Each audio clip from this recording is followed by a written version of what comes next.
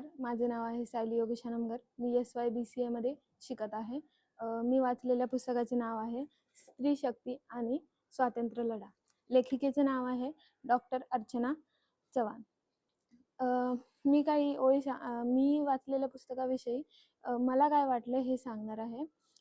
भारतीय स्वातंत्र्य लढ्याच्या इतिहासात केवळ पुरुषांच्या पराक्रमानेच नाही, तर स्त्रियांच्या अतुलनीय धैर्यानेही रंगलेला आहे. प्राचीन काळापासून भारतात स्त्रियांचा सन्मान करण्याची परंपरा आहे. राजमाता जिजाऊ, राणी लक्ष्मीबाई आणि अहिल्याबाई होळकर यांसारख्या कर्तृत्ववान स्त्रियांनी स्वातंत्र्य लढ्यात उतरून महिलांसमोर एक आदर्श ठेवलेला आहे. अनेक स्त्रियांनी थेट युद्धभूमीवर न जाताही क्रांतिकाऱ्यांना आसरा देणे, जेवण पोचवणे, निरोप पोचवणे आणि गुप्तरित्या शस्त्रे पुरवणे यांसारखी महत्त्वाची कामे केली आहेत. परंतु इतिहासात त्यांचा फारसा उल्लेख नाही.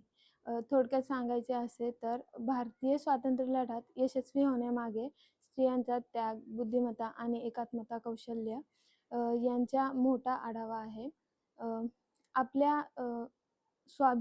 आपल्याला स्वाभिमानाने जगण्याची प्रेरणा देणाऱ्या या स्त्रियांचा इतिहासात फारसा उल्लेख होत नाही. त्यामुळे तुम्ही हे पुस्तक वाचा आणि आपल्या आईचा गुरुजनांचा आणि वडिलांचा आदर करा. धन्यवाद.